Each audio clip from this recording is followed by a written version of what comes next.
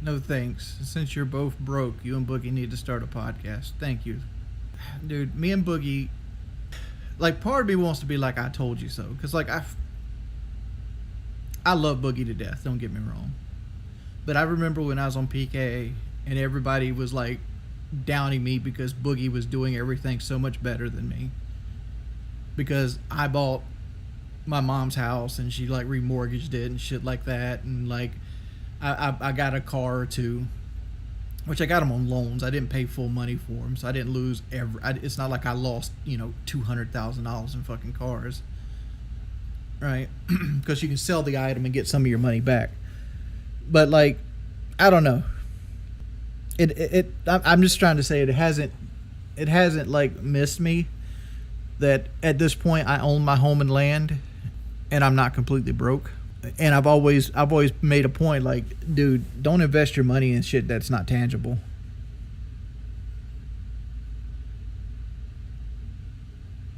How am I crying?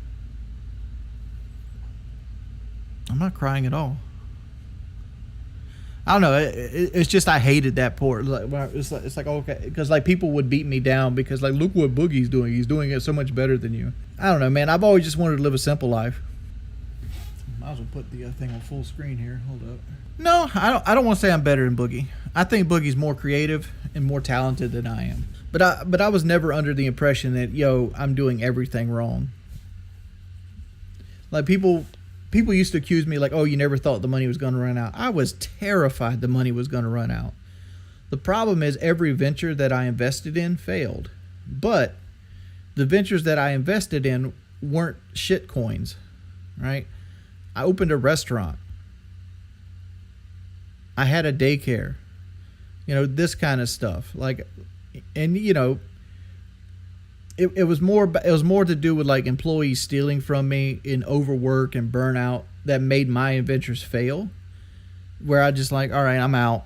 I can't do this no more. But I tried to diversify. Hell, I looked into getting a Zaxby's franchise when I was looking into my restaurant. I don't know if you guys know this. But the problem with Zaxby's is you had to be worth $500,000 to even apply for a financing license.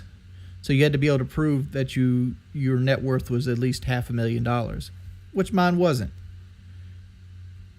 I wanted to diversify. I wanted to get my money into like 2 or 3 things and use my success on YouTube to launch me somewhere else, right?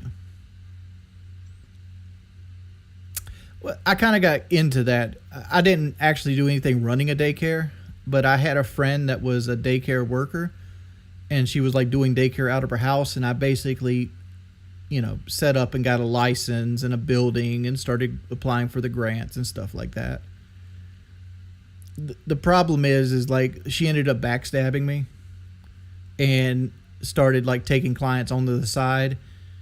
Because like a daycare is super fucking expensive. You gotta have super high insurance. You got rent.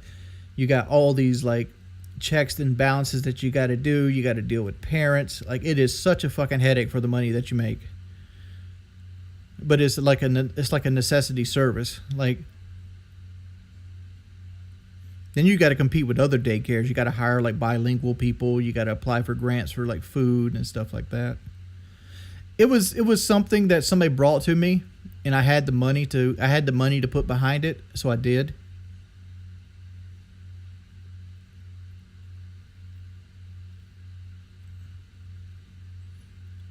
What happened to the gas station restaurant? I hired this girl to be the manager of it, and my mother and my aunt was working with me, and this girl was literally robbing us blind.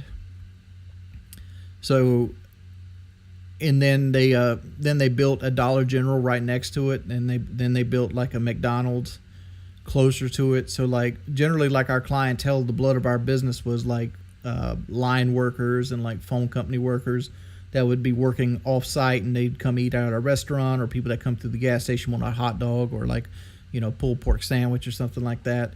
And like when Dollar General and all them started opening next to us and people were stealing from us, we were breaking even. And like my mother was working for almost free, right? And then there was this guy that I had to pay $20,000 a year to basically empty the grease, which he happened to be the husband of like my partner at the time. But I paid this guy to mop the floor and dump the grease at the end of the night and sit around and smoke cigarettes. And yeah, I didn't pay him much. You know, $20,000 a year ain't much. It's like what, $8, $9, $10 an hour, something like that. But it's money that wasn't in my pocket, you know. No, I didn't arrest her. I just fired her. Like I don't believe in like that kind of stuff.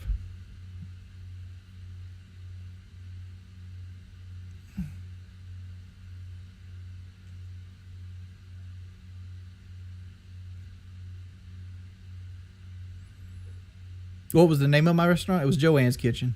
It's still open today. You could actually go eat there today. Like I just had I had my aunt buy my part out of it because I wanted out, because I was doing 3 YouTube videos a day, and then at the end of the day I'd actually get up and have to go to the restaurant and make sure they were like labeling the food and cleaning the freezer and making sure the grease trap was cleaned, and had to always stay behind people.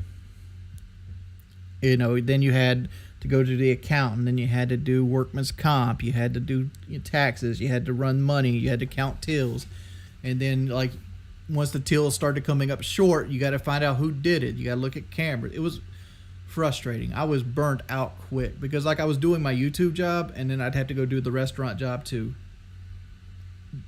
I could have got free food if I wanted to, but like it's not really free because it comes out your bottom line, and that was another issue. Like employees giving their friends.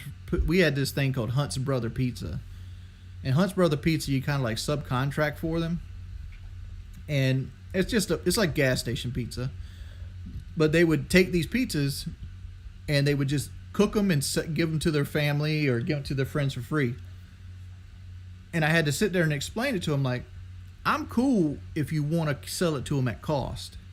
Like, if you don't want to put the markup on it and you just want to sell it for a cost, 100% go for it. But you got to charge them something. Because it costs me $8 to make this pizza, and you're giving it away. So every one you give away is like taking $8 out of my pocket. And these people are like 40, and I'm like 25-ish at the time. So like it looked like some young kid talking down to them, and I didn't want it to seem like that, but a lot of people like disconnect that food costs money even if you own the restaurant. Well, it's not a Walmart frozen pizza. It comes like a pre-made dough, and you put tomato sauce on it, and you put cheese on it, and you put the toppings, and you cook it. Like when you factor in like the employees' time to cook, the electricity to run the freezer, the food cost itself, it ran about $8. It was a little less. It costed me about $8 to make that pizza, and we sold them for $12. So we made $4 or $5 per pizza, depending on what kind of pizza they ordered. Obviously, the more toppings you put on it, the more vegetables, the more your profit margin went up. Wasn't a huge money maker, but people enjoyed it, and we had room in the freezer for it. Daco, the number's unreasonable. It'd have to be like $10,000, seriously, to eat another one of those Pocky spicy chips, because the heat wasn't bad. I can sit there and sit with the heat for like 10 minutes or whatever it requires to do. The bad part is the stomach pain afterwards. I mean, it's kind of a frozen pizza, but it's kind of not. I mean, like, instead of being hand-tossed dough, because you freeze dough too. Like if you go to Domino's, they have dough that is frozen, and you come sit it out and you slap it out and you put it on a thing. But like there's the crust is already pre-made for you, and this comes in bags.